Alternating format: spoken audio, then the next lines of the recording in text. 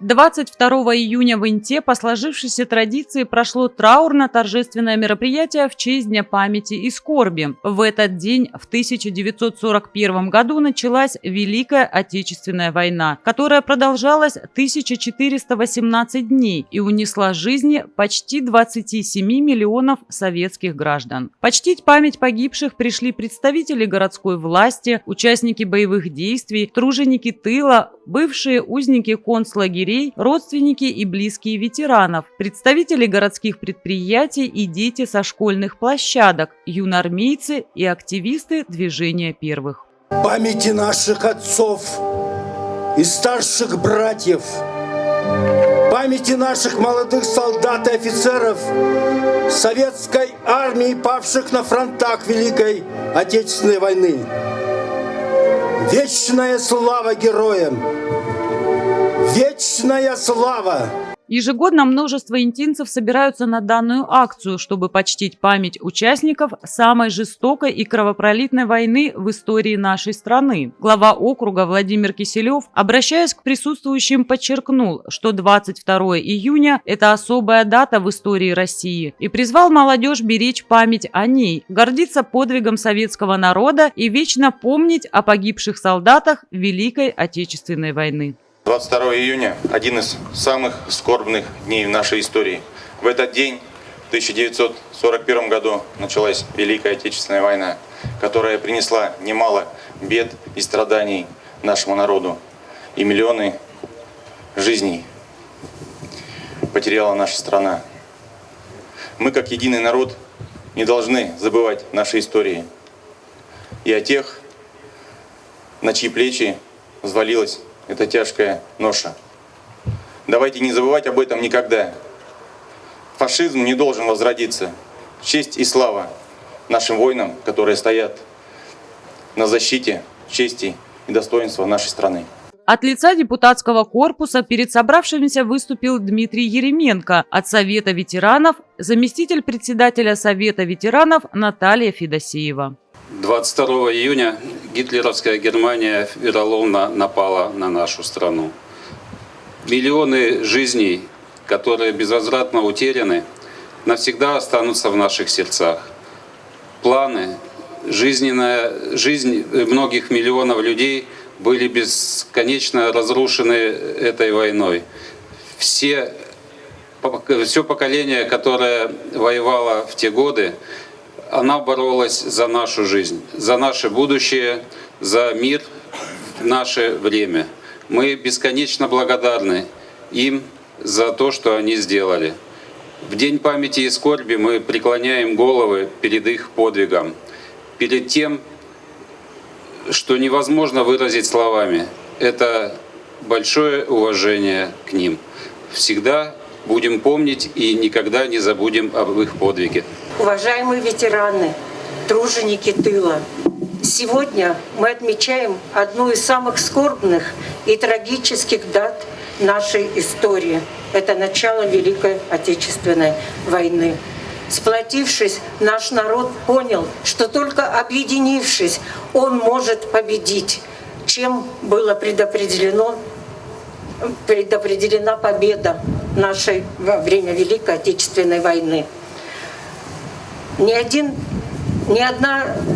земляк наш, ни одна семья интинская нашей страны, нашей республики, нет такой семьи, где бы не было своего фронтовика, не было бы своего героя. Многие наши земляки пали на поле битвы, отдавая свои жизни за честь и независимость нашей Родины. Память воинов, погибших в той Великой войне, почтили минутой молчания. Всероссийская акция «Минута молчания» проходит по всей стране 22 июня в 12 часов 15 минут. На 60 секунд люди склоняют головы и вспоминают родных и близких, переживших самую страшную войну 20 века.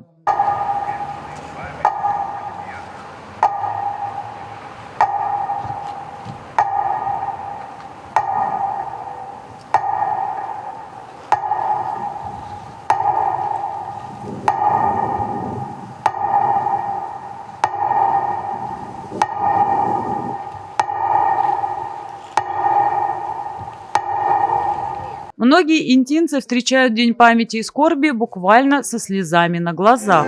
Помянем их 100 крат и рюмкой, и слезой, и горечью наград за их прощальный бой. Помянем стоя все, склонившись над травой. Они ушли там, где свет прячется за мглой. Верните память, вернитесь сами. Я молюсь всех слезами. Земля и небо слились навечно.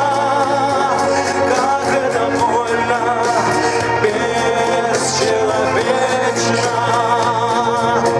Протянем руки к тем, глаза чистых слез полны, чей дом осиротел от ужаса беды.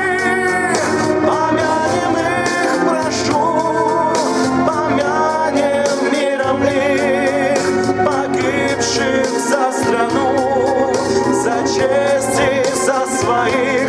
Верните память, верните сами.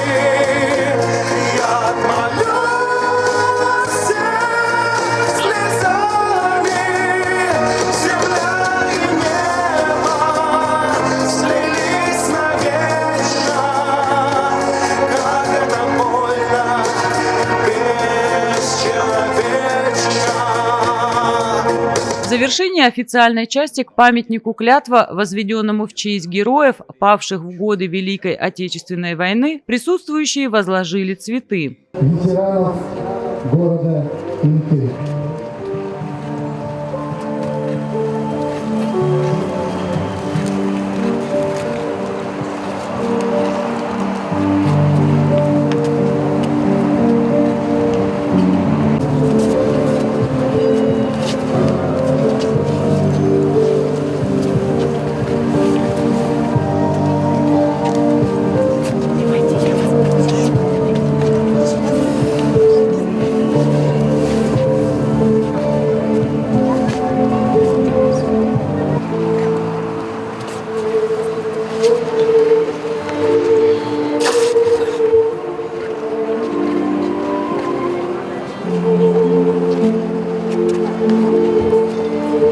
День памяти и скорби считается самой печальной датой в российской истории. Он стал началом борьбы за освобождение от фашистского гнета не только советского народа, но и всего мира. Его лозунгом можно считать крылатую фразу «Никто не забыт, ничто не забыто».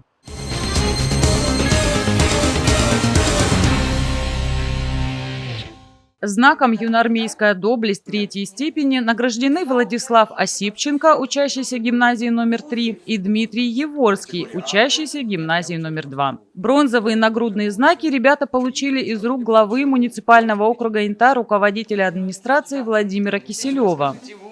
Знаком «Юноармейская доблесть 3-й степени» награждается Осипченко Владислав Валентинович. Спасибо большое. Ребята удостоились высоких наград за достигнутые успехи в области военно-тактической и юноармейской подготовки, активную гражданскую позицию и результативное участие в жизни юноармейского движения. В юнармию я вступил примерно 4 года назад.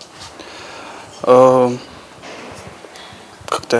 мне предложили, я согласился. Мне нравится участвовать во всяких военно-патриотических мероприятиях, военно-прикладные виды спорта. Вот. В движение юнармии вступил я 3 года назад, потому что многие друзья пошли с общим течением. За эти годы принимал участие во многих муниципальных мероприятиях. За них ничего не давали, просто на праздники, 9 мая, 23 февраля и так далее. В этом году, в первой половине года, ездили в Печору, там сдавали на билет с отличием. Была полоса препятствий, нужно было пройти. Позже ездили в Гренаду, там проводили мастер-классы с военными, полицейскими, была физическая подготовка и так далее.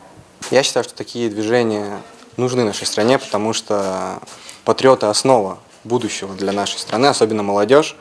Я сам планирую дальше идти в органы, в армию и защищать интересы нашего государства. Подобные награды повышают заинтересованность ребят, дают им стимул к совершенствованию себя в учебе, в спорте, в творчестве, в общественной жизни школьников.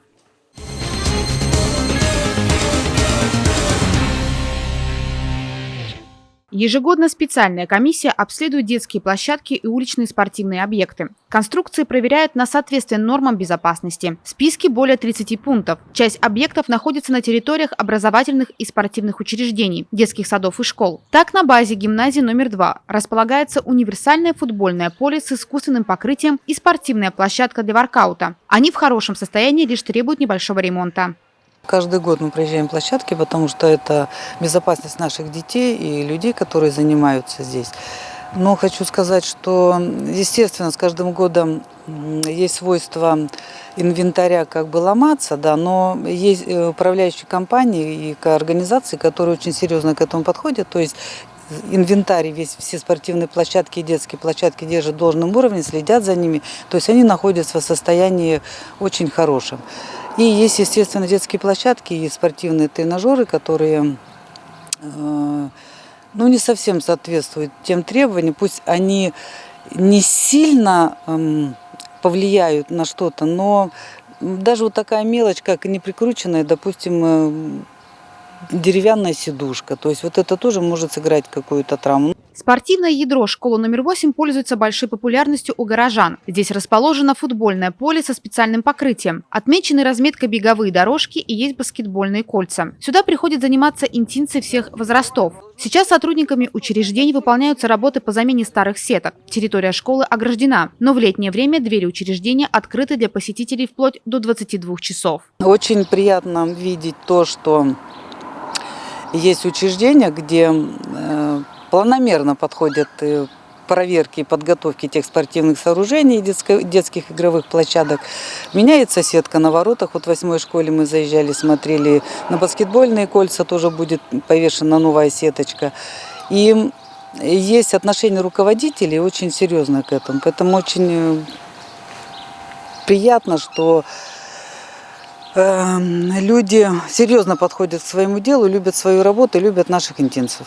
Комиссия также обследовала несколько территорий детских садов. На данный момент учреждения еще не приступали к покраске и ремонту своих игровых элементов. Из-за погодных условий запланированные работы будут выполнены позже. Уже не первый год мы комиссионно выезжаем на обследование спортивных, детских игровых площадок, которые находятся у нас не только на территории наших спортивных школ, образовательных организаций, но также и на территориях, придомовых территориях многоквартирных домов. Смотрим мы техническое состояние, наличие коррозии, сломанных деталей, повреждения грунта, а также уборку прилегающей территории. То есть все то, что может в конечном итоге нанести вред здоровью как несовершеннолетних детей и подростков, так и взрослых лиц.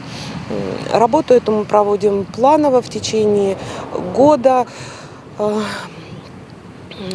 дважды в год. В зимние месяцы это декабрь, февраль и вот в летние месяцы июнь, август мы присоединяемся к всероссийской акции «Безопасность детства», которая тоже предусматривает такие комиссионные выезды и проверку надлежащего состояния вот такого оборудования.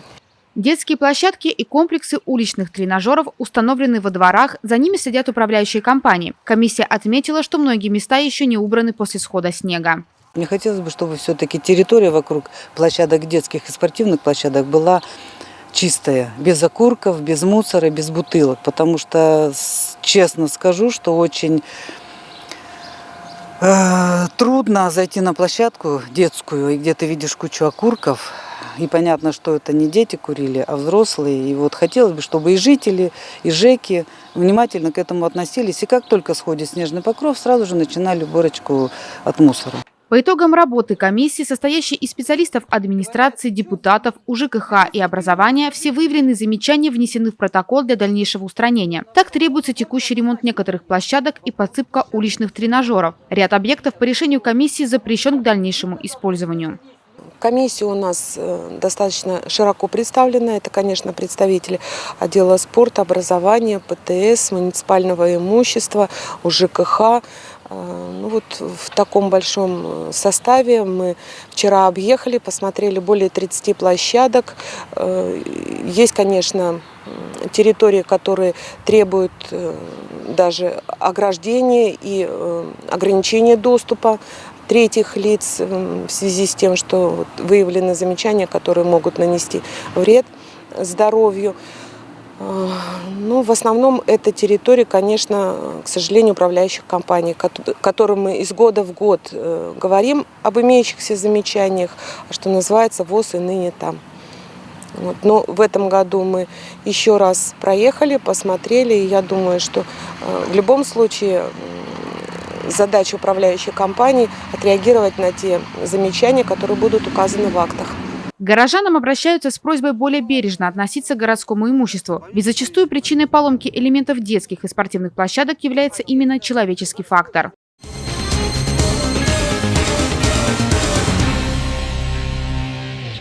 На минувшей неделе в Инте прошел масштабный субботник. Сотрудниками отдела образования и ГУНО была организована уборка зеленой зоны вокруг тропинки, ведущей от Куратова 10 до магазина «Юбилейный». По этому скверу зимой, летом, осенью мы часто гуляем, ходим на обед.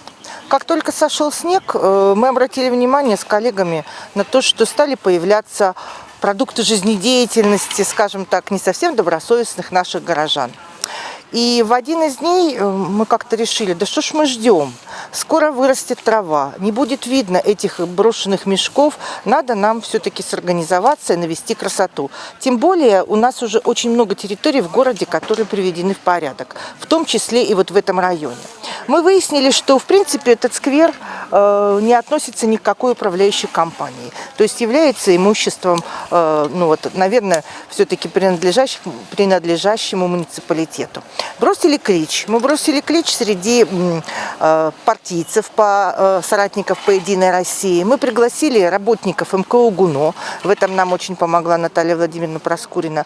И позвали на помощь наш летний трудовой отряд, который мы все называем любовно «Отряд мэра». И вот такое большое пространство мы убрали совершенно быстро. То есть, конечно, мы не прочесали граблями каждую травинку, но тем не менее большие мусорные пакеты, остатки стекла, остатки упаковки. Мы все собрали, и я думаю, что в понедельник с удовольствием пойдем на обед по чистому и ухоженному скверу. Пора субботников началась в Инте давно, как только стал сходить снег. То там, то здесь вытаивание оголяло накопленный за зиму бытовой мусор. По мере схода снега коллективы городских предприятий наводили чистоту у своих зданий и на подведомственной территории. Большую лепту в очистке улиц, скверов и общественных территорий вложили ребята из отряда мэра, которые трудятся на базе Центра внешкольной работы с конца мая. Я работаю первый год. По городу мы убираемся в разных местах, то около Золотого Сердца, то около СИЗО, в разных местах. Это место было очень грязным, много сухого дерева, которое может при ветре обвалиться, упасть на ребенка или что-то такое. Вот, мы это все убираем, делаем город чище. И надеемся, что люди перестанут мусорить. Потому что это все убирается, город все грязнее и грязнее, мы делаем город чище. Мы работаем первый год, но мы захотели сами работать. Потому что нам было интересно, каково это вообще зарабатывать самостоятельно деньги. Интересно было их потратить самому. Вообще в общей сложности мы убираемся, можно сказать, везде. Недавно убирались на острове. Сегодня возле ГУНО убираемся. Приятно будет ходить по чистым улицам не только нам, но еще и другим людям. Я работаю в сфере уже второй год. Мне нравится убираться, потому что помогаю городу, помогаю людям жить чище, ну, помогаю планете. Ну, сегодня мы пришли сюда для того, чтобы помочь городу, убрать деревья, мусор, стекла, чтобы никто не поранился, чтобы все было красиво, чтобы жить можно было приятно. Я работаю первый раз в отряде мэра, и мне так кажется, это отряд мэра, ну, делает город чище. Тут было, очень сильно грязно, и вот мы буквально полчаса поработали, стало намного чище, чем было до этого. Попадаются разный мусор, даже те же самые кости, которые собаки едят, и бутылки. Недобросовестные люди выкидывают не в контейнер, а здесь выбрасывают. Также могут попадаться пакеты, шприцы, то есть эта работа тоже имеют. Тут должно быть внимательны, чтобы не наткнуться ни на стекло, ни на гвозди. Мы довольны то, что мы это делаем. И как бы теперь люди, которые сюда будут ходить, они как бы не будут видеть весь этот бардак. Даже те, кто к нам приезжает, тоже не будут видеть этот бардак. И как бы пораниться здесь теперь намного тяжелее будет. Палисадник, который убирали в этот раз, находится практически в центральной части города, и через него ежедневно проходят десятки, если не сотни горожан. Мусора здесь оказалось предостаточно. Мусорные пакеты, бутылки, коробки и вдобавок к этому обломанные деревья и сухостой. Для меня лично это третий субботник. Мы в организации проводили субботники. И вот сейчас присоединился к активной общественности, как депутат. Но видите, да, много мусора было. Общими усилиями приводим все в порядок. Я думаю, хорошее дело делаем. И ко всем жителям, конечно, обратиться повторно. Вроде все об этом говорим, да, что мусорить не надо. Однако практика показывает и бутылки пустые, и различный мусор. Один кинул, другой кинул, потом по весне получаем такую целую мусорку в сквере, в прекрасном, хорошем, да. Для того, чтобы сделать эту зеленую зону более опрятной, граблями расчесывался газон, освобождая его от прошлогодней листвы и сухоцвета. Сухие и поломанные деревья и ветки собрали в кучу, всевозможные коряги и пни выкорчевали. Весь собранный мусор позже загрузят в машину и вывезут. В субботнике мы, конечно, принимаем как депутаты участие. Раньше у нас было на острове, сейчас в данный момент я увидела от совета города, пришло сообщение, что будет сегодня субботник. Я как сознательный гражданин, не то что депутат. Я люблю этот город и очень хочу, чтобы город наш был чистым, светлым, и чтобы граждане тоже, кто желает примкнуться к этим событиям, тоже принимали участие. Раньше ведь мы всегда принимали участие, ведь, как говорят, если мы будем соблюдать чистоту и порядок в городе, то он и будет. Потому что кричать с чатов, что кто-то насорил, уберите, я считаю, это неправильно, потому что в городе чисто там, где не ссорят. И если каждый будет принимать участие, это хорошее мероприятие, на воздухе, с людьми общаться, делать город чище. Как отмечают инициаторы, главное, чтобы после уборки данная территория вновь не заросла банками, окурками и фантиками. Ведь чисто не там, где убирают, а там, где не мусорят. Традиционные пятничные субботники депутатами, общественниками и активистами города будут и дальше проводиться еженедельно.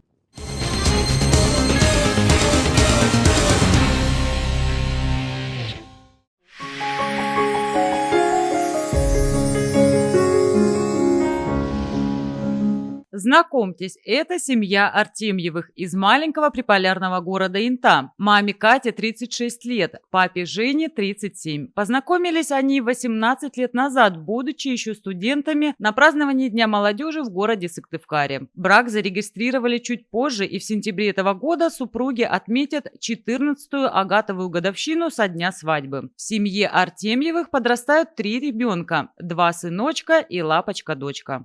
Семья – это вообще самое главное, самое по сути, главное, для нашей семьи, семья вот в центре. Да, и что бы ни случалось вообще в жизни, да, что бы ни происходило, они всегда знают, что в семье они найдут поддержку. Да. И никто им не скажет нет, всегда поддержит, какая бы ситуация ни случилась. Да, что мы друг у друга есть. И, соответственно, чтобы они в будущем это уже на своих детях то же самое слово забыл.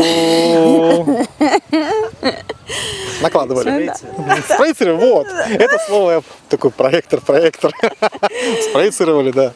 Папа Женя – начальник отряда противопожарной службы Республики Коми номер 20. Большую часть времени он проводит на работе и в командировках, но все свободное время уделяет семье. Находится время и на спорт, регулярно посещая тренировки по футболу, участвует в футбольных турнирах и даже имеет награды. Мама Катя работает бухгалтером. Дом и дети полностью на ее хрупких плечах. Вечера после работы заполнены домашними хлопотами и занятиями с детьми, а каждые выходные, в зависимости от времени года, это походы на лыжах или плавание в бассейне. Когда появляется время на себя, мама бежит в спортзал. Яна самый старший ребенок в семье, ей 12 лет. Она главная помощница мамы по дому. Меня мама учит готовить. Я уже умею варить всякие макароны, гречки, крупы. Суп умею готовить. Немного учусь варить борщ. Но лучше всего я готовлю пиццу и яблочный пирог. Мы очень дружная семья, мы любим друг друга, у нас есть много традиций. У нас семья большая, не маленькая. Да, есть свои трудности, но мы справляемся. Яна успешно осваивает школьную программу во французской гимназии, выпускница художественной школы. Любит лепить разнообразные фигурки, рисовать на бумаге, планшете или в программе на компьютере. В общем, творческая личность. Степану 8 лет, и учится он тоже в гимназии номер 2. Посещает секции кудо и отделение барабаны в музыкальной школе. Дома очень любит лепить из пластилина и танцевать. Мы ходим в кино иногда, на природу. Бассейн я говорил, гулять, играть в настольные игры. На лыжи. Много куда еще ходим. Маленькому Димасику 2 года, и посещает он садик «Родничок». Там осваивает риторику и мир сенсорики. Очень любит бассейн, играть в машинки и бороться с братом. Вечера проходят по-семейному, тепло и уютно, за чтением книг, совместным приготовлением ужина и отдыхом. Все члены семьи Артемьевых знают, что семья – это самое дорогое и великое сокровище для каждого человека, и поэтому берегут и ценят друг друга. Привет, Инта! Болейте за нас! Мы первые. Первые. Первые.